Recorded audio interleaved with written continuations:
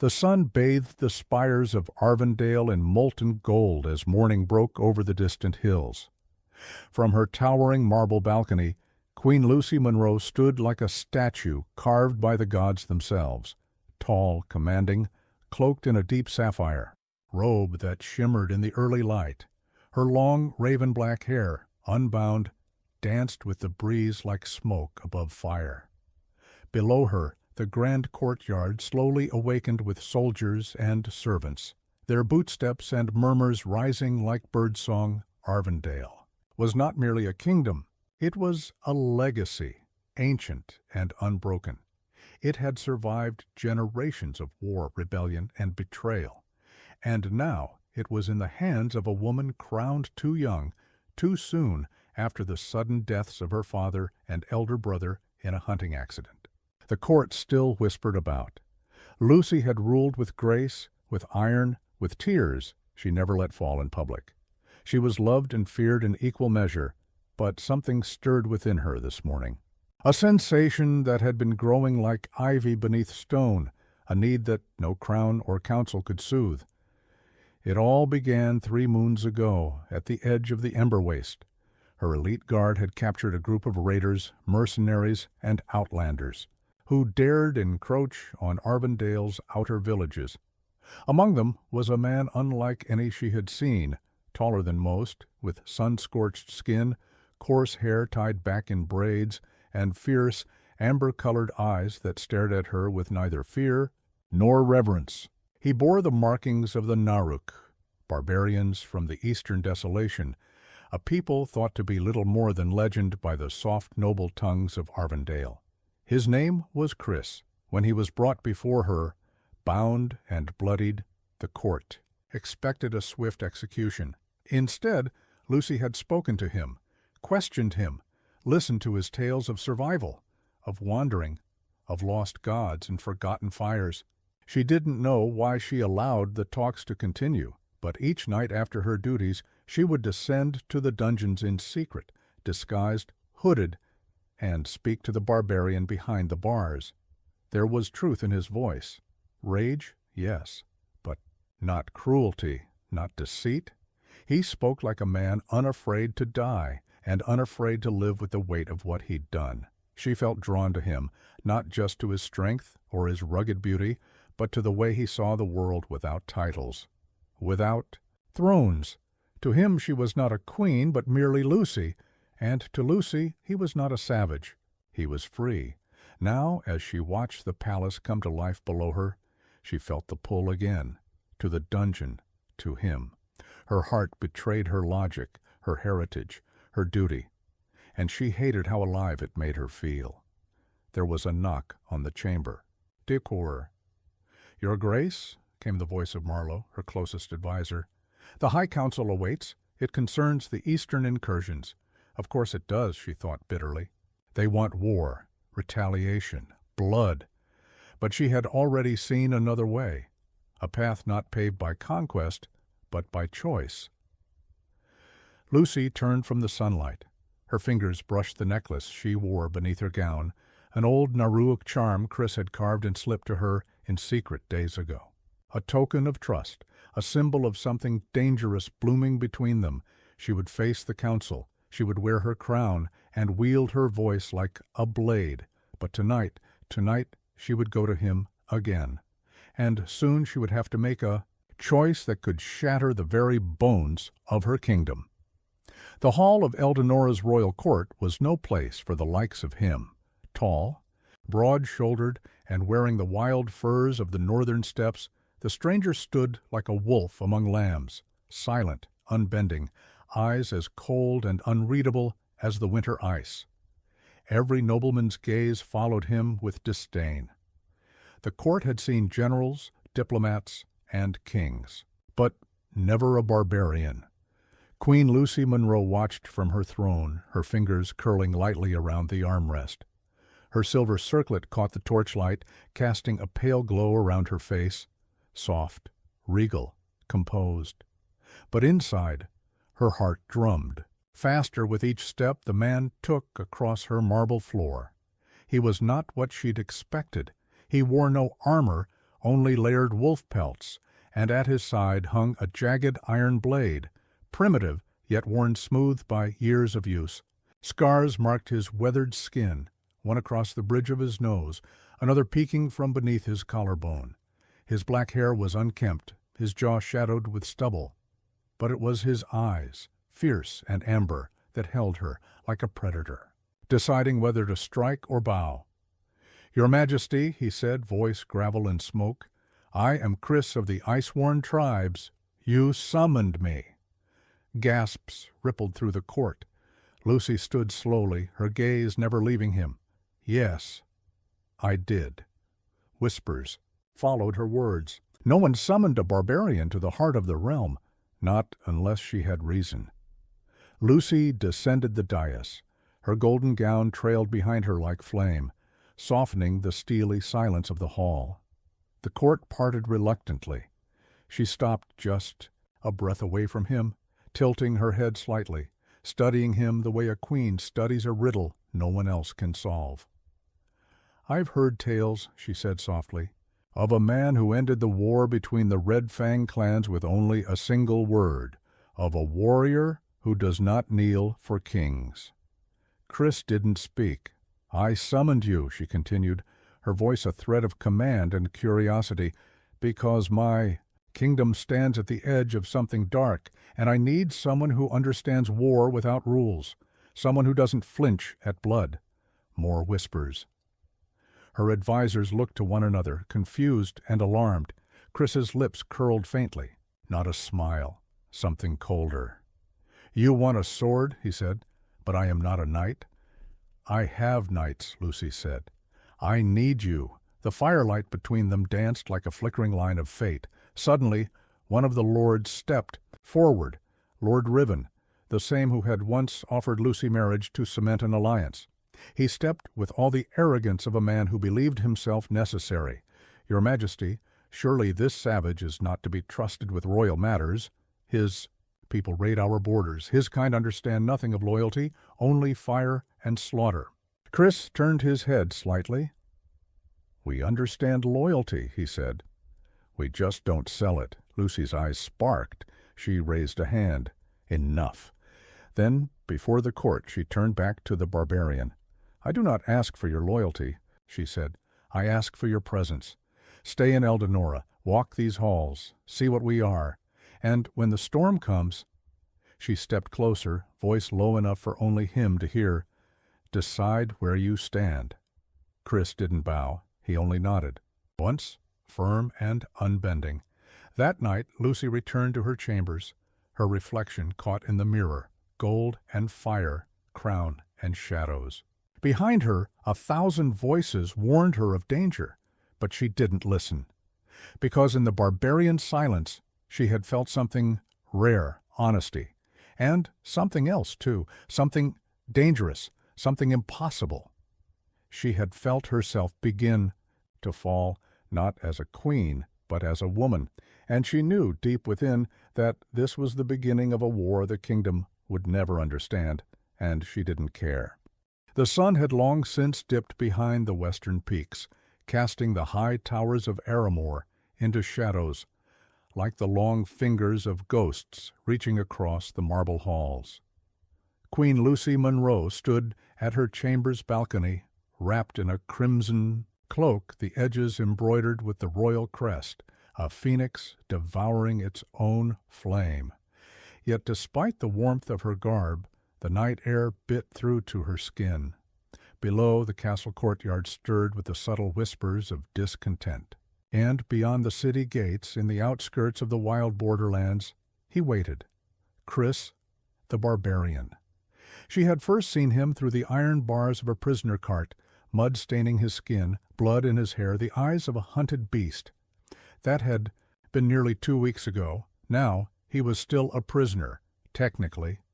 But each night Lucy descended the secret stairwell carved behind the wine cellars, cloaked and alone, to meet him.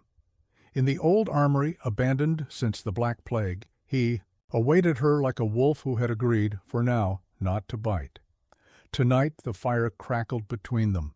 "You shouldn't come," Chris murmured, his voice low and rough like gravel dragged over stone. "They will kill you for it." "I am the queen," Lucy replied, crossing her arms as she approached. "They will not kill me." He chuckled, the sound bitter. "Then they'll kill me to spite you?" She stared at him. His scars glowed orange in the firelight. He sat on the cold stone floor, his arms chained, not because he was dangerous, but because it made the court feel safe. Lucy hated those chains more than she hated her own crown. "They see a barbarian," she said. "But I see a man." Chris turned, his head toward her slowly. His expression was unreadable. "And what does the Queen of Aramor know of men like me? I know that your people fight because they must, not because they are cruel. I know that you were defending your sister when my soldiers captured you, and I know that you've had many chances to kill me in this room, but haven't." Silence grew between them. "Why?" she asked softly. "Why haven't you?" Chris looked at her now, truly looked. "Because you're the first ruler I've met who doesn't. Flinch when I speak. You don't rule from fear, you burn with something else." Lucy's heart beat louder in her chest. She sat beside him, fire flickering on the stone between them. Close, too close. Her hand brushed the thick leather shackle on his wrist. "Tell me something, Chris," she whispered. "If I unchained you, would you run?" He met her gaze without blinking. "No, but I wouldn't kneel either." A pause, then, "Good," she breathed, and undid the clasp. Chains fell with a clatter.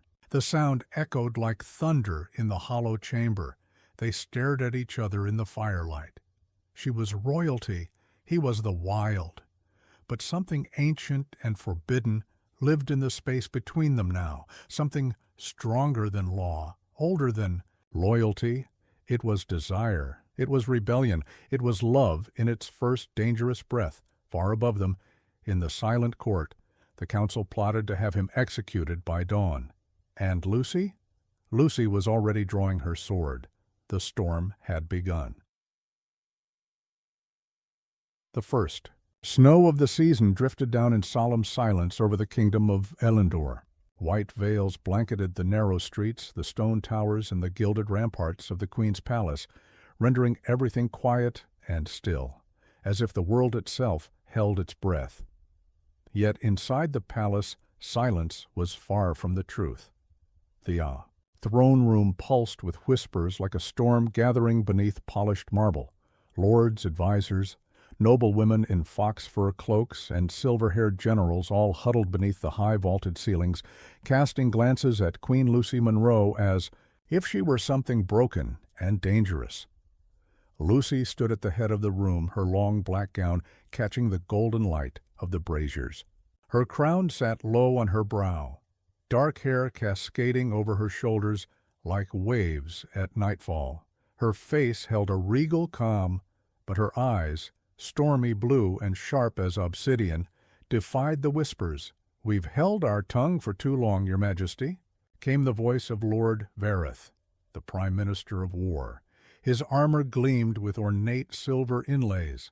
"This barbarian, this Chris of the North, he camps near the Frostage Valley. Our scouts report he has no army, no banners.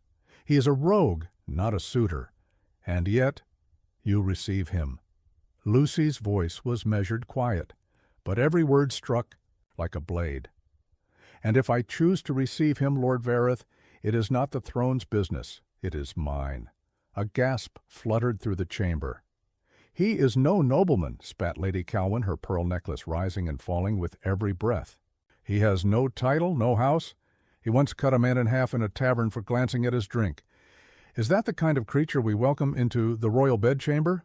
Chris. His name echoed in Lucy's chest like thunder.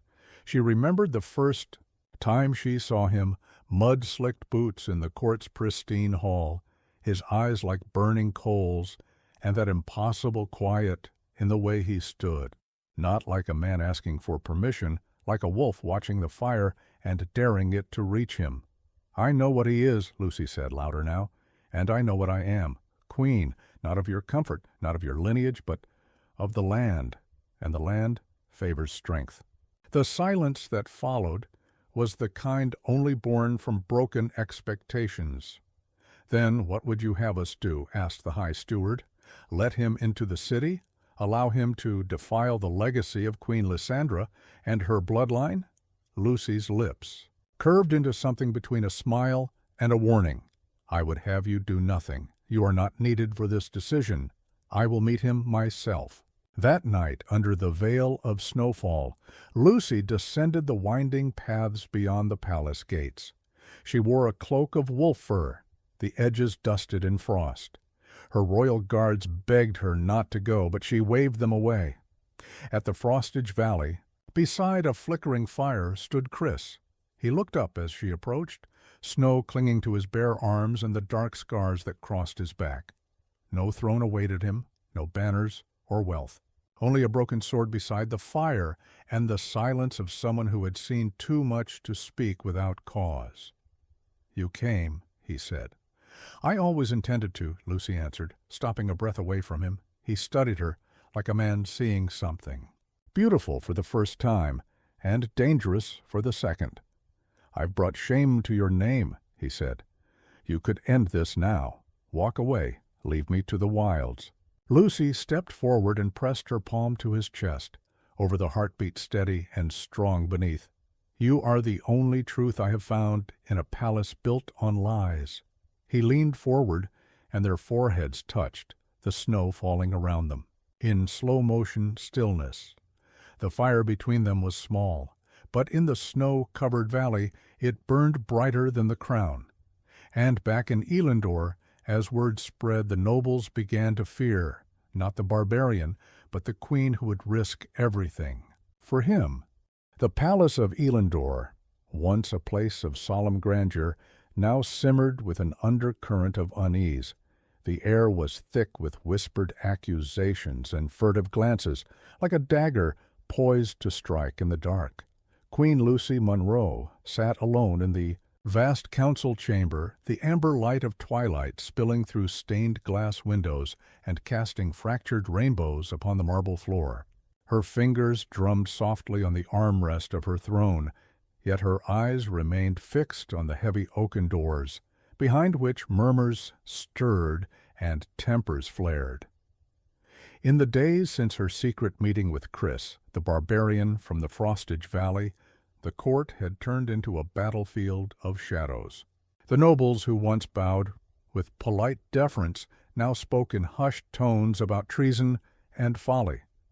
They whispered that the queen's affection was a poison, threatening to unravel the fragile peace of Elendor. A sudden knock echoed sharp and deliberate. "Enter," Lucy commanded, voice steady but cool. The doors creaked open to reveal Lady Calwyn, her face as pale and cold as the winter snow that blanketed the kingdom outside. Her eyes, however, burned with a fire that belied her. "Composed exterior, my queen," she began, stepping forward with practiced grace. "It pains me to say this, but your choice endangers us all. Chris is no mere man. His people are wild, untamed, and he himself carries the scent of rebellion." Lucy's gaze sharpened. "And yet he is the man I choose." Lady Calwyn's lips tightened.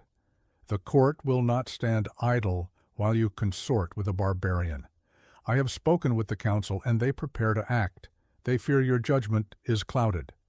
From the shadows behind Calwyn, other figures emerged. Lord Vareth, the stoic Prime Minister of War, his jaw clenched. Sir Damon, the captain of the guard, his hand resting on the hilt of his sword. Lucy rose, the weight of her crown pressing down like a mantle of iron. "So it has come to this," she said softly. "You would see me unmade for following my heart?" Lord Vareth stepped forward, voice grave. "For the good of Elendor, yes." Her laugh, bitter and sharp, cut through the chamber. "You speak of Elendor's good, but you forget. It is I who carry the blood of Lysandra, the last queen who dared to defy convention. You forget who you serve." She moved from the throne with quiet authority, standing before them like a tempest, wrapped in silk and steel. "If it is a reckoning you want, then so be it. But know this, any who move against me will find I am no meek sovereign to be cast aside." The courtiers exchanged uneasy glances. The lines had been drawn, As the sun set beyond the palace walls, Lucy slipped away to her private chambers. There, by candlelight, she pulled from her cloak a small wooden box. Inside lay a single feather, deep crimson, plucked from the great war eagle that soared above Elendor's mountains. She traced the feather's edge thoughtfully. Chris was more than a man. He was a spark, a challenge to the old order. And Lucy, she was ready to ignite the flame. The morning light filtered weakly through the heavy curtains of Queen Lucy's chambers, casting long shadows that seemed to echo the turmoil within her heart. The grand palace of Elendor, with its towering spires and ancient stone walls, was a fortress of tradition, yet beneath its grandeur a tempest brewed that threatened to tear it apart. Lucy stood before the tall mirror, her reflection both familiar and strange. The woman who gazed back wore the weight of a crown and a secret passion. Her raven-black hair framed a face carved with determination, but her stormy blue eyes betrayed a flicker of vulnerability. She clasped the heavy iron pendant around her neck, a token from Chris, and took a steadying breath. Outside, the Eel castle corridors were alive with urgent whispers. The nobles had summoned their allies, and the once loyal guards found themselves torn between duty to the crown and fear of the unknown. Word spread fast. The Queen's love for the barbarian was an affront to Elendor's legacy, yet Lucy's resolve hardened like tempered steel. If the kingdom sought to challenge her, she would meet them head-on. In the vast hall of the council, a secret meeting convened. The heavy scent of burning wax mingled with the low murmur of plotting voices. Lords and ladies draped in rich velvets and furs argued fiercely. Lord Vareth slammed his gauntleted fist onto the oak table. "This cannot stand," he growled. "Lucy's affection for Chris is a crack in our foundation. If we do not act now, Elendor will crumble from within." Lady Calwyn, her eyes sharp as a hawk's, nodded. "The Queen's heart blinds her. But the people? They look to us for strength. We must show that the old ways endure." Sir Damon, standing tall with his sword sheathed but ready, spoke quietly but with deadly certainty. "Chris is no mere savage. His strength is undeniable.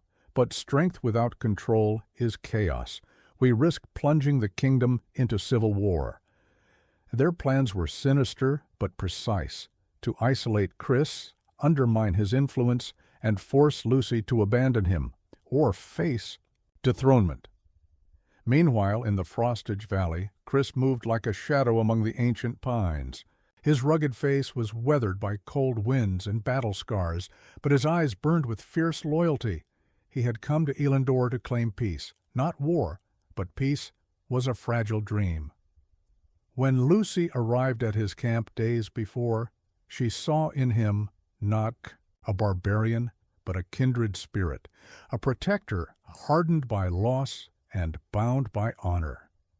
Tonight, as the stars wheeled overhead, Chris sharpened his sword by the fire, the blade singing with every stroke. He felt the weight of what was to come. The Queen he loved was surrounded by enemies who would tear the world apart. From the darkness, a soft rustle interrupted his thoughts. Lucy stepped into the circle of firelight, her face serene but resolute. "We stand on the edge of a blade. Chris," she said softly, "the court will not yield easily." He nodded, sheathing his sword. "Then we fight, not just for us, but for the future of Elendor." She reached for his hand, their fingers entwining. Fire and ice, strength and grace. Back in the palace, the courtiers readied themselves for the storm. Messages flew like ravens to distant allies, banners were raised, and old loyalties questioned. The Queen, the barbarian, and their fractured kingdom stood at the cusp of an upheaval that would test every bond, every secret, and every truth. As the first thunderclap rolled across the snow-capped peaks surrounding Elendor, Lucy whispered into the chill night air, "Let the storm come. I am ready." The dawn broke cold and gray over Elendor, a pale promise of a day unlike any the kingdom had seen before. The vast courtyard, usually bustling with servants and merchants, was eerily silent.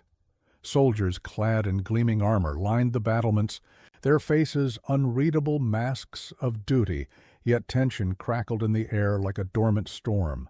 Queen Lucy Monroe stood on the highest balcony overlooking the grounds, her crimson cloak billowing in the biting wind. Her gaze was steely, fixed beyond the horizon, where the snow-capped mountains met the ashen sky. The weight of her crown was nothing compared to the burden in her heart, a kingdom divided, an uncertain future, and a love that dared to defy fate. Behind her, the murmurs of the court seeped through the ancient stone corridors, whispers of rebellion, betrayal, and the gathering of forces.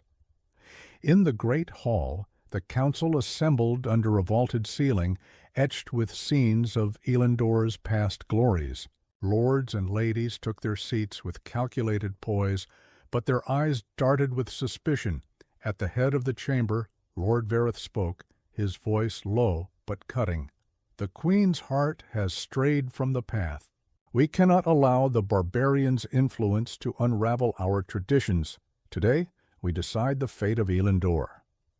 Lady Calwyn's fingers tapped rhythmically on the table, her icy gaze locked on the empty seat where Lucy's absence was a silent defiance. "Chris's forces have been spotted moving toward the eastern border. This is no longer a private matter, it is war," Sir Damon nodded grimly. "We must act before the rebellion gains momentum. The people need a symbol of stability, not a fractured crown." Meanwhile, beyond the palace walls, in the frost-bitten wilderness of the Frostage Valley, Chris and his warriors prepared for the inevitable. Fires flickered against the shadowed pines as men sharpened blades and tightened leather armor, their faces hardened by years of survival and battle. Chris stood apart, his emerald eyes scanning the horizon with quiet determination. Beside him, Lucy approached, her elegant presence a stark contrast to the rugged encampment. "We stand on the brink, Chris," she said, her voice steady but laced with unspoken fears. "The court turns against us. They will not stop until you are crushed, and I am forced to yield." Chris reached out, brushing a stray lock of her dark hair from her face. "Then we fight, not just for us, but for a new Elendor, one where the heart leads as much as the crown." Lucy nodded, drawing strength from his unwavering resolve.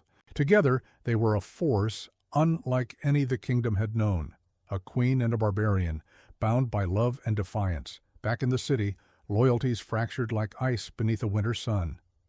Some nobles whispered secret alliances with Chris's rebels, while others rallied to the queen's traditionalist foes. Citizens watched anxiously, caught between hope and fear, as the shadow of war darkened their doorsteps. In the throne room, Lucy convened her closest advisers, her voice calm but resolute. "We will not be pawns in a game of power," she declared. "Elendor belongs to all who call it home, not just the privileged few. We will fight, not with swords alone, but with vision."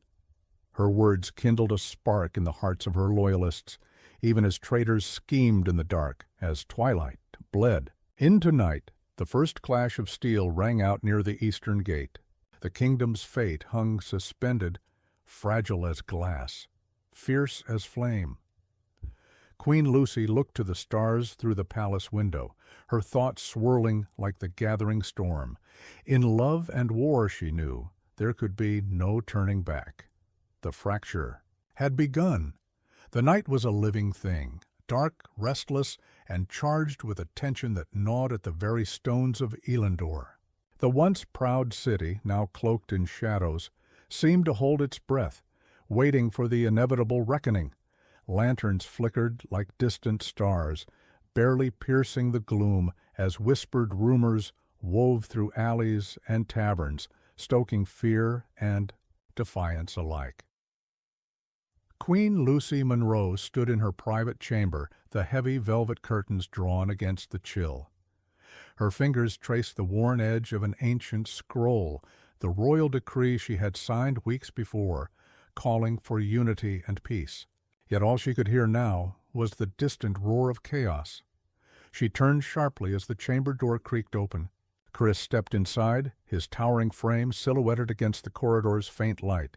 His eyes, fierce and unyielding, held a quiet storm. "They've broken the truce," he said simply. "The eastern gate has fallen. Elendor bleeds, Lucy." She swallowed hard, the weight of his words sinking deep. "How many are lost?" "Too many," he replied. "But the fight is far from over." Lucy moved to the window, looking out at the smoldering ruins where the city's walls had been breached. Flames licked the night sky, casting a hellish glow over the shattered streets. The scent of smoke and fear filled the air. "We must act," she whispered, "before the kingdom tears itself apart." Elsewhere, the rebels, a ragged army of disillusioned citizens and fierce warriors, loyal to Chris, surged through the broken gates. Their battle cries echoed off stone and timber, a thunderous symphony of revolt and desperation.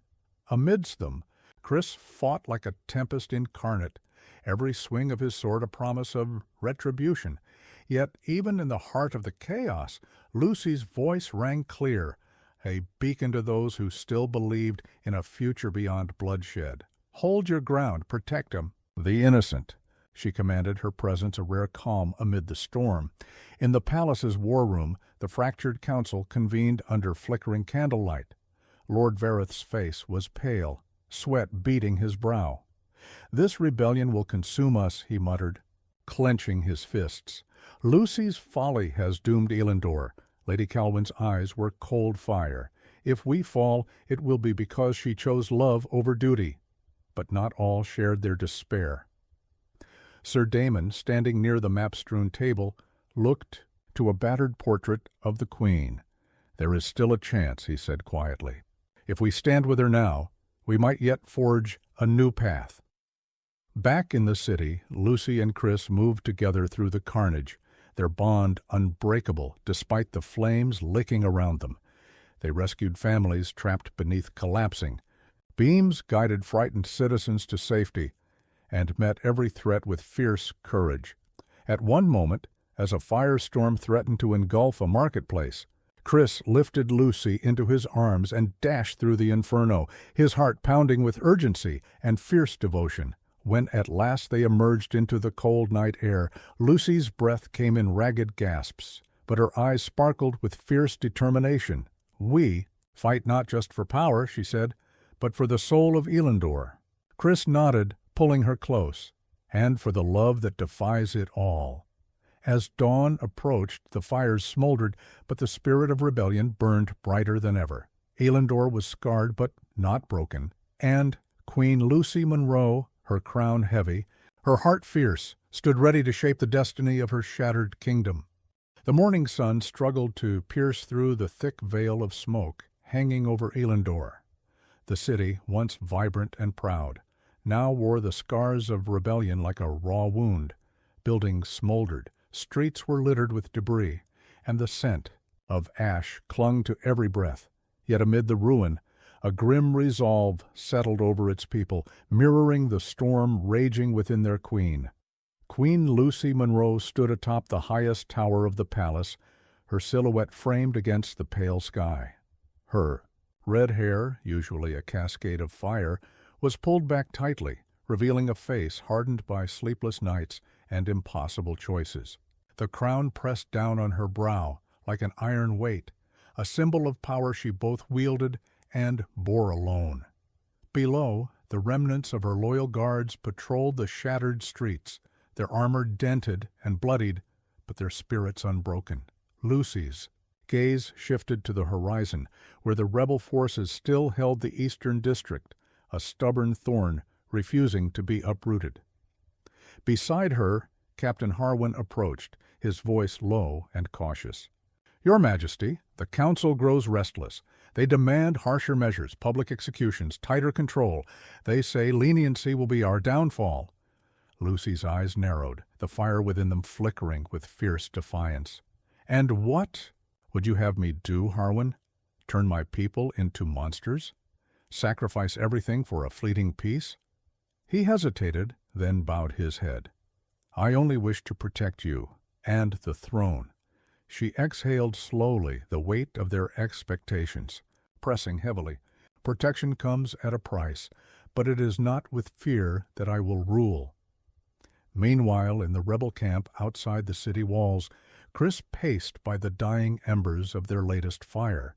His green eyes, sharp and haunted, reflected the flickering flames.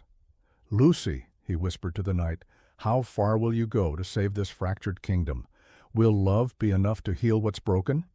His second-in-command, Joren, stepped forward. The people follow you because of her, but they fear the crowned shadow. We must strike hard or risk losing everything.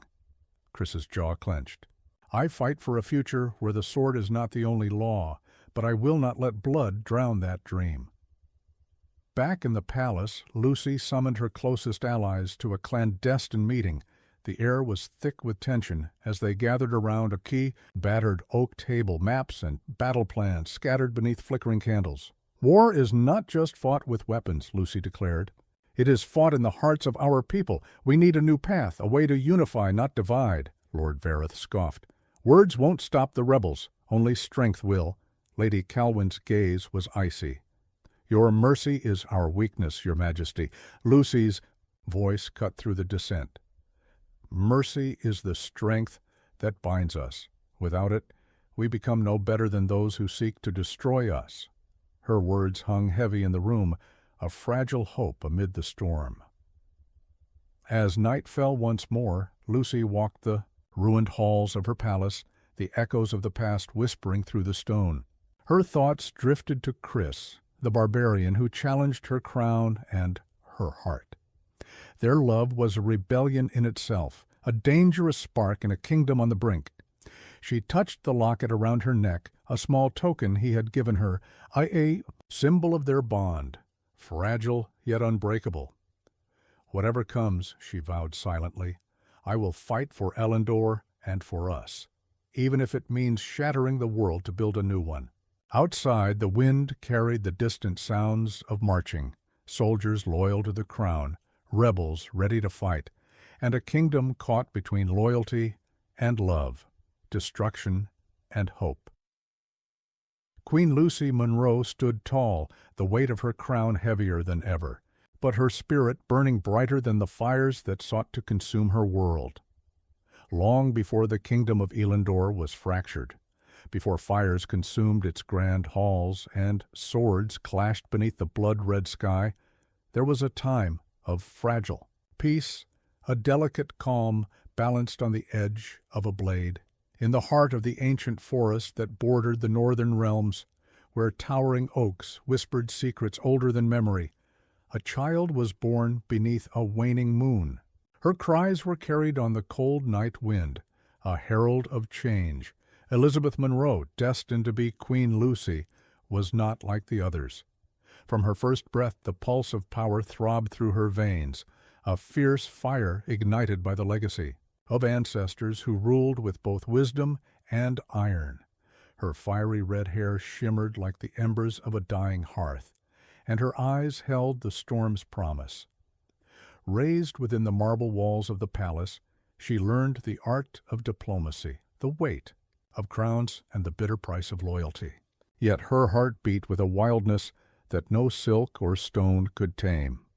The stories of the barbarian clans beyond the mountains, their fierce warriors, their untamed spirit, called to her like a distant drum. As the years passed, the divide between Elendor's polished courts and the rugged wilderness grew deeper, shadows creeping over the land. Whispers of rebellion stirred in taverns and fields alike. The council, cloaked in their silk and steel, feared the barbarians. The barbarians scorned the crown. It was a world teetering on the brink, a world where love and war danced dangerously close. One fateful night, beneath a sky smeared with stars and blood, Elizabeth would meet Chris, the barbarian who defied her world and shattered her destiny. Their union, born of defiance and desire, would ignite a flame that neither crown nor clan could extinguish. But in a kingdom ruled by fear and tradition, love is the fiercest rebellion of all. And so begins the tale of Queen Lucy Monroe, the Cyrd, flame-haired sovereign whose heart would burn brighter than the darkest shadows, and the barbarian who dared to stand by her side against a world determined to tear them apart.